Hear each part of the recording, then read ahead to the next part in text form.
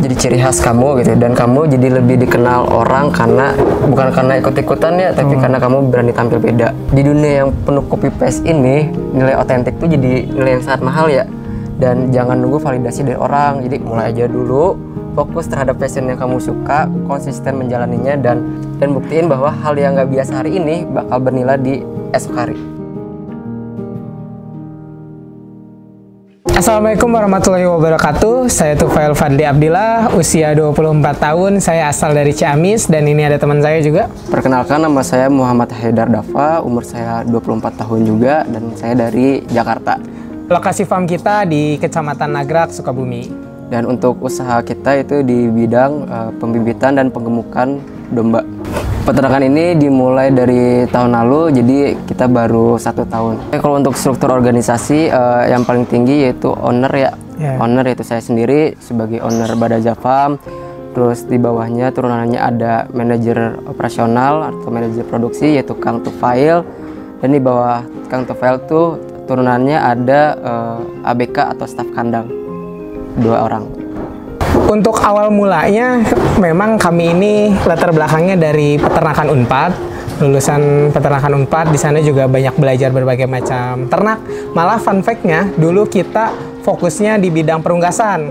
Kita ikutan asisten laboratorium, kita ikutan unit kegiatan mahasiswa di bidang perunggasan. Tapi pas lulus, malah tertariknya ke domba ya? Iya betul. Jadi setelah kita analisis, kita cari tahu, ternyata banyak banget ya peluang-peluang di peternakan domba ini yang nggak hanya sekedar menjual domba gitu. Dan kita ngerasa bahwa untuk pemula peternakan domba ini cocok untuk jadi bisnis pertama di bidang peternakan. Ya, karena low risk juga ya? Low risk dan mudah. Nah, oke. Mungkin ngelihat generasi muda sekarang yang milih kantoran, terus juga kerja di bawah ruang ber-AC gitu. Sementara peternakan dan pertanian udah mulai tertinggalkan nih. Kita sebagai Gen Z juga petani dan juga peternak yang ingin mengembangkan dan juga melestarikan itu. Sebenarnya mungkin orang-orang juga banyak yang nggak ngelihat peluangnya di situ gitu. Karena di peternakan tuh ada istilah zero waste, semua itu bisa termanfaatkan, nggak ada yang kebuang jadi sampah dan bisa jadi cuan. Nah, peluang dari situlah yang membuat kami tertarik untuk usaha di bidang peternakan ini. Oke, untuk yang paling berpengaruh terhadap keputusan kita memilih untuk peternakan domba yang pastinya orang tua ya. Tapi semua itu didasarkan dari hasil brainstorming kita antara kita berdua dan orang tua tentang usaha yang akan kita jalani. Nah, setelah kita analisis dan kita pertimbangan baik-baik, kita memutuskan untuk berternak domba. Oke, kalau dari saya pernah ya kayak kenapa sih untuk melihat ternak domba aja kita harus sampai kuliah gitu. Terus kayak nanti lulus mau jadi apa gitu. Dan ya kalau misalkan dari Kang Pail? Iya, betul ya. Udah lulus cuma di kandang doang, ngarit, melihara domba gitu kan, itu pasti komentar-komentar negatif muncul. Ya itu wajar gitu, stigma di masyarakat juga identiknya peternakan itu kumuh, bau, kotor. Nah, mungkin mereka nggak tahu aja kalau misalnya di peternakan itu banyak peluang yang bisa jadi cuan. Nah, dari situ juga kita kreasikan gitu ya, kita juga ngebuat komentar-komentar negatif itu jadi motivasi buat kita bekerja lebih keras lagi, terus juga buat ngebuktiin bahwa peternakan di tangan Gen Z itu nggak kalah keren. Badaja Farm sendiri kita punya slogan peternakan modern ala Gen Z ya. Kenapa Gen Z? Karena kita berdua Gen Z gitu. Dan ya seperti pertanyaan di awal gitu, banyak banget anak muda yang kerja di kantoran dan kerja di perkotaan gitu. Dan masih sedikit anak muda yang mau terjun di peternakan, makanya kita pakai branding itu. Kalau untuk peternakan modern sendiri, karena kita memakai alat-alat yang sudah modern gitu, dan itu untuk menunjang membantu kita dalam memelihara domba. Tetapi sebagai Gen Z kita pengen nggak hanya kandang gitu, tapi pengen yang terlihat keren, nyaman, nggak bau dan enak dipandang gitu untuk kita dan pengunjung yang datang ke sini. Oke, betul ya. Jadi memang tadi yang cuman peternakan gitu identiknya kumuh, bau, kotor, karena kita pengen yang beda, terus juga biasa jadi branding tersendiri, makanya kita bawa brandingan itu, peternakan modern ala Gen Z. Oke, yang pastinya pertama-tama semua kita bakal mentingin dulu fungsinya. Kalau fungsinya udah efektif, efisien, nah baru jiwa-jiwa Gen Z ini tuh muncul untuk mendekor gitu ya, untuk yang mana tadinya biasa jadi estetik, jadi lebih bagus, bisa konten dan lain-lain lah ya. Kayak contoh misal mes aja, mes itu kan mungkin sebagai tempat tidur aja kalau misalnya orang-orang, tapi gimana sih caranya kita buat mes itu kelihatannya estetik, kelihatannya nyaman untuk ditempati kan. Kalau nyaman juga nanti yang menempatinya juga bahagia. Nah, kalau misalnya bahagia juga nanti peternak juga bahagia. Adanya mes sangat penting ya, karena pertama untuk istirahat karyawan dan saya sendiri gitu. Dan dengan adanya mes yang dekat ini, jadi kalau misalkan terjadi apa-apa di domba, kita bisa langsung ngasih treatment ke domba tersebut gitu. Terus mes kita buat banyak dan nyaman karena untuk teman-teman yang sekiranya mau magang atau PKL di kita bisa gitu. Jadi tidak perlu lagi menyewa kontrakan atau membayar kontrakan di luar gitu. Nah, kita juga mau menyediakan tempat edukasi gitu, yang mana buat teman-teman yang mau jadi peternak, mau belajar di kandang, pengen ngerasain suasana di kandang. Nah, kita udah siapin semacam resort gitu ya. Resort, betul. Jadi yang nyaman, yang enak untuk tinggal, enak untuk belajar. Jadi nggak perlu lagi nyari-nyari kontrakan di luar, hotel di luar gitu. Cukup di kandang aja. Oke, untuk pelatihan sebenarnya kita udah mulai nih, tapi masih online setiap minggu, biasanya Selasa malam ya? Iya. Selasa malam melalui Zoom. Nah, cuman kedepannya insya Allah bakal ada on farmnya, ya udah kurban lah, biar kita konsep dengan matang dulu, terus juga terbuka untuk semua orang, mau dari luar kota, dari luar pulau, tenang aja di sini. Insya Allah untuk fasilitas penginapan tadi udah lengkap, fasilitas di kandangnya sudah lengkap, sudah terjamin lah gitu. Kalau untuk yang sekarang ya, yang online kita masih free ya, ya. Masih free, belum ada bayaran, tinggal join aja gitu, tinggal chat aja ke kita kalau misalkan pengen bergabung. Tapi kalau untuk edukasi nantinya kemungkinan ada berbayar ya, tapi ya paling nggak mahal-mahal banget ya, paling sekitar di range 200 lah, 200 ribuan sampai 300 ribuan. Oke, kalau untuk kuliah di peternakan sebenarnya nggak pernah kepikiran sama sekali dan nggak pernah terencana sama sekali. Malah fun fact-nya dulu tuh saya bauan. Dulu saya SMA deket kandang sapi kayak gitu ya, kalau misalnya ngelewat pun pasti tutup hidung dan nggak mau megang ternak. Tapi akhirnya kenapa jadi peternakan? Nah, ini memang karena Unpad ya, saya pengen Unpadnya waktu itu, yang penting kuliah dulu deh, gimana nanti. Ternyata ketika udah dijalanin, yang tadinya tahun pertama nggak betah, pengen pindah, pengen ujian lagi, malah jadi seneng banget gitu, malah jadi turun ke kandang, ngurus ternak, dan seneng ketika ngelihat ternak makan, ngurus-ngurus, gunting kuku, nyukur kayak gitu, jadi kesenangan tersendiri. Nah, itu memang jalan yang nggak bisa terencana gitu ya. Oke, kalau untuk saya sendiri nggak pernah kepikiran juga untuk milih jurusan peternakan gitu, karena awalnya pengennya di agroteknologi untuk pilihan pertama. Untuk pilihan kedua kita lihat mana nih yang sekiranya peluangnya masuk gitu, karena kebetulan saya dari Jakarta punya gengsi gede untuk masuk PTN, jadi yaudahlah yang sekiranya lolos di peternakan kayaknya lebih memungkinkan gitu. Yang penting kan PTN ya, Unpad gitu. Jadi untuk pilihan pertama awalnya agroteknologi, kedua peternakan, tapi setelah lihat hasil ternyata kecemplung nih di peternakan gitu. Tapi setelah dijalanin ternyata ya itu seru ya. Seru karena di perkuliahannya pun kita nggak hanya di kelas, tapi kita juga main ke kandang, belajar langsung ke kandang, ngurus hewan secara langsung ya. Jadi ternyata lama-kelamaan nyaman, dan ya sampai lulus pun kita masih inline di peternakan gitu ya. Jadi oke, kalau untuk fitur modern yang basic-basic atau yang udah banyak ya di peternakan lainnya, itu seperti feses yang terkoleksi. Jadi pemisahan antara feses dengan urin gitu. Jadi di kandang ini nggak bau lah gitu si fesesnya, nggak bau, dan lebih mudah untuk diolah menjadi pupuk gitu kalau misalkan feses dan urinnya dipisah. Terus yang kedua adalah air minum portable. Jadi kita nggak harus gonta-ganti air di ember gitu, itu kan ribet ya dan memakan waktu. Kita cukup nyalain kerannya, terus ntar airnya bakal tersalurkan ke setiap pen yang ada di kandang gitu, dan itu jauh lebih mudah untuk dibersihkan. Dan yang terakhir ini yang sepertinya ada di kandang kita doang dan baru kita spill di sini, yaitu spray desinfektan otomatis. Jadi kayak kita nggak perlu lagi nih gendong-gendong air pakai gendong-gendong alat terus semprot secara manual, itu kan lumayan pegel dan makan waktu juga. Kita pakai spray otomatis, jadi tinggal nyalain mesinnya dan bisa langsung siram semua kandang, siram ke semua kandang secara merata gitu, Tapi spray desinfektan ini bisa digunakan ke lain hal gitu. Jadi kalau misalkan di sini lagi kemarau panjang dan suhunya terlalu panas, kita bisa nyalakan spray tersebut seperti embun, jadi bisa menurunkan suhu tinggi di kandang gitu. Jadi domba-domba sini bakal jauh lebih nyaman. Nah, kita di Badaza Farm sendiri bukan cuman jual domba doang untuk kurban gitu ya, tapi banyak kita menyediakan pakan, apalagi olahan-olahan pakan seperti silase. Insya Allah juga nanti bakal jualin konsentrat ya.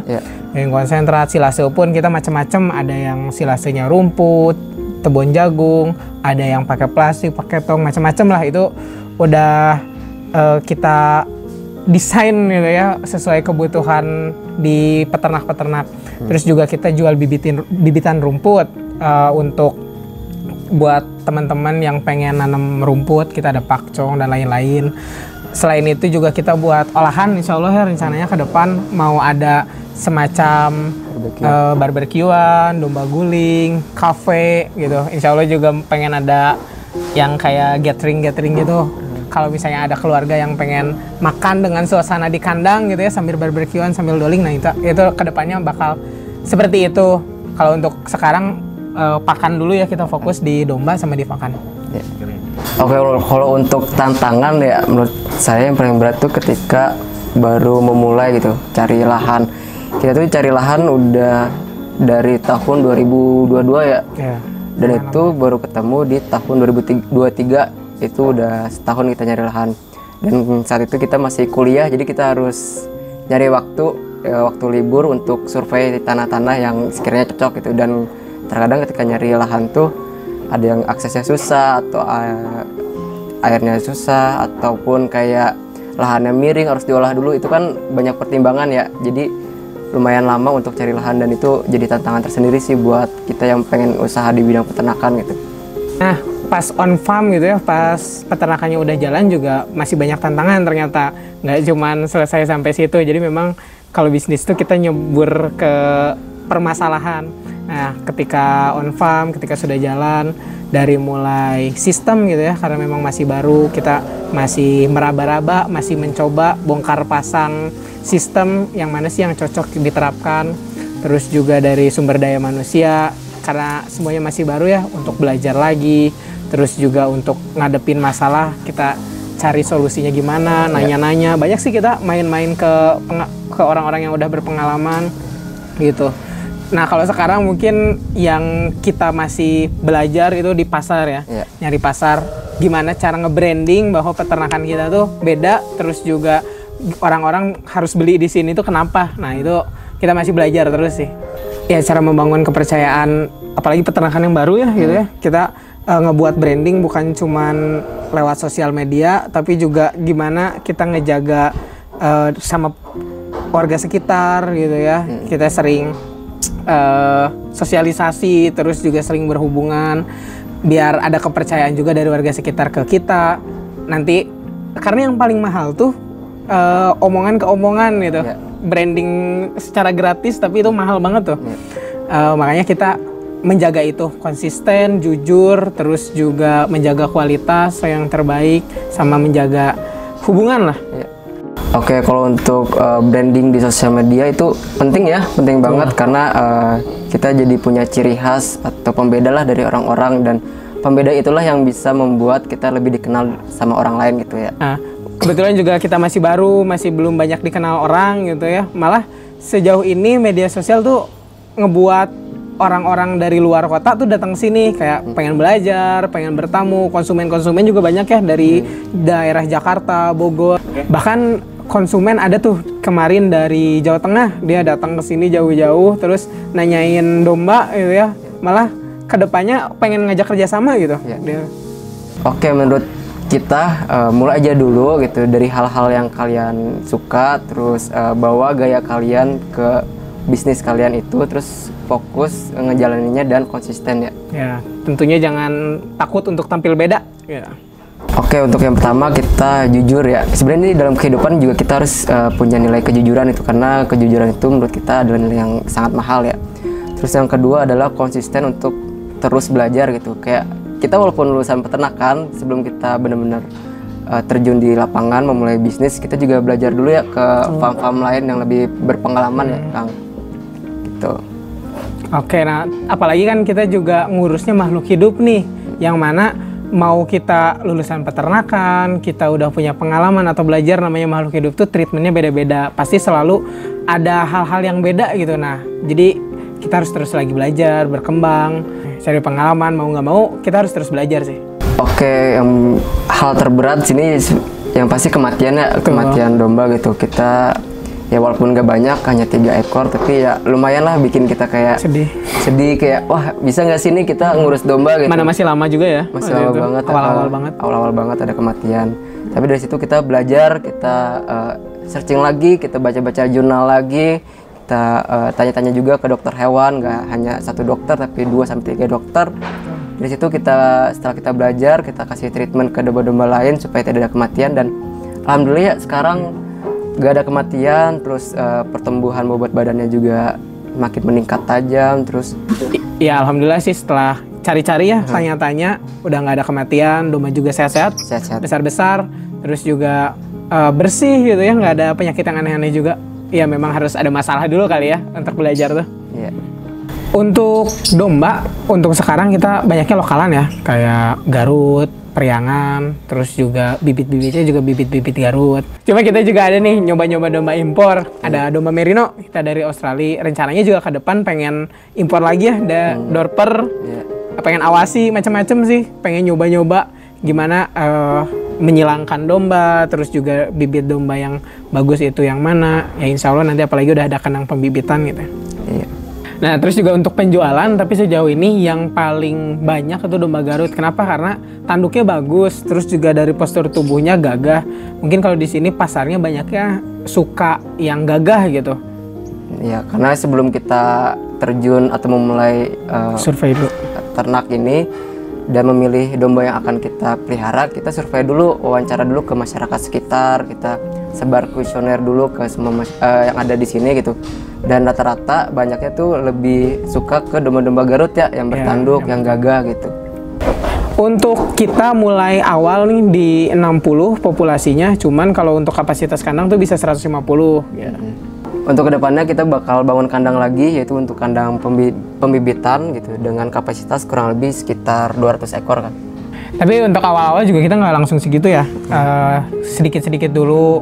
Kita mulai beli 2 waktu itu, nyobain yang merino tuh, beli 2 dulu, terus tambah 10 ya, yang awal tuh, tambah lagi, sekarang alhamdulillah udah 60. Ya untuk pakan sebenarnya secara alaminya kan memang domba tuh dari dulu makanya rumput. Nah cuma pakan yang bagus tuh pakan yang tercukupi. Kalau misalnya ngelihat dari kapasitas sama keperluan atau kebutuhan dombanya kan kita juga harus cari alternatif pakan lain. Nah perbedaan antara rumput sama silase ya, kita kan pakai silase itu di sistem pencernaannya sama hasilnya. Kalau misalnya rumput biasanya dia memang lebih bau gitu. Kalau untuk silase baunya jadi berkurang karena sudah terfermentasi dulu. Tapi secara jangka panjang tetap yang bagus tuh rumput alami karena silase tuh asam. Dia nanti bakal berpengaruh ke sistem pencernaan. Jadi makanya kenapa kita campur. Kalau rumput full kita nggak cukup, akhirnya kita tambahin silase, tapi nggak sebanyak itu. Tetap dicampur biar menjaga sistem pencernaannya. Nah selain dari hijauan, karena domba itu perlu protein, terus juga perlu mineral, karbohidrat lain-lain. Nah kita juga menyediakan konsentrat namanya untuk penguat proteinnya. Vitamin dan mineral juga kita suntikan gitu ya. Kadang di pakan juga sudah tercukupi. Jadi memang untuk memenuhi kebutuhan-kebutuhan itu kita campur-campur nih pakannya. Untuk kedepannya yang pasti kita mau Badaja Farm tuh ya semakin maju dan semakin meluas bidang usahanya gitu. Tapi kita juga nggak mau sekedar berjualan domba atau berjualan pakan. Kita juga pengen Badaja Farm itu jadi tempat edukasi, tempat belajar untuk teman-teman dan bisa menginspirasi khususnya anak muda untuk ayo beternak gitu dan memajukan peternakan Indonesia.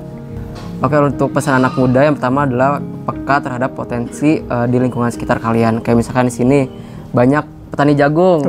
Nah, daripada tebon jagung yang nggak diolah, mendingan kita pakai untuk pakan domba gitu ya, Kang ya. Dua nih, sebenarnya kan permasalahan tuh ada di sekitar kita ya, di sekeliling kita. Gimana caranya kita ngebuat masalah itu jadi peluang dan potensi usaha. Salah satu contohnya nih, banyak sekarang peternak-peternak domba baru, dia tuh beternak tapi nggak mikirin pakannya dari mana, pakannya gimana caranya tadi ngolah limbah jadi pakan, terus kita jual ke peternak-peternak yang nggak punya lahan dan bank pakan itu. Nah itu jadi cuan juga. Nah yang ketiga buat anak-anak Gen Z nih, jangan takut kotor, jangan takut bau, jangan gelehan lah. Oke, untuk peternakan kita juga kan ada di Sukabumi ya, di Nagrak. Kalau misalnya mau langsung datang ke kandang itu bisa banget di Desa Dharma Reja. Cuman kalau media sosial juga kita aktif di beberapa seperti Instagram, ada Badaza Farm, terus juga di YouTube Badaza Farm, TikToknya juga ada gitu. Nanti di situ ada kontak-kontak juga seperti WhatsApp, boleh banget buat chat adminnya, buat janjian pengen ke kandang itu bisa banget. Jadi ciri khas kamu gitu, dan kamu jadi lebih dikenal orang karena bukan karena ikut-ikutan ya, tapi karena kamu berani tampil beda. Di dunia yang penuh copy paste ini, nilai otentik tuh jadi nilai yang sangat mahal ya. Dan jangan nunggu validasi dari orang, jadi mulai aja dulu, fokus terhadap passion yang kamu suka, konsisten menjalaninya, dan buktiin bahwa hal yang gak biasa hari ini bakal bernilai di esok hari. Oke, buat teman-teman yang mau belajar, yang mau nyari domba buat kurban, akikah atau segala macam lah, langsung aja kontak Badaza Farm ya, bisa ada nomor WA-nya di sini. Mau datang aja nggak apa-apa, mau cuman main, mau belajar, mau diskusi, langsung aja di kandang, lebih seru gitu ya. Buat teman-teman, terima kasih banyak yang udah nonton. Saya Tufail Fadli sebagai manajer Badaza Farm. Saya Muhammad Hedar Dava sebagai owner Badaza Farm. Kita tunggu di Badaza Farm.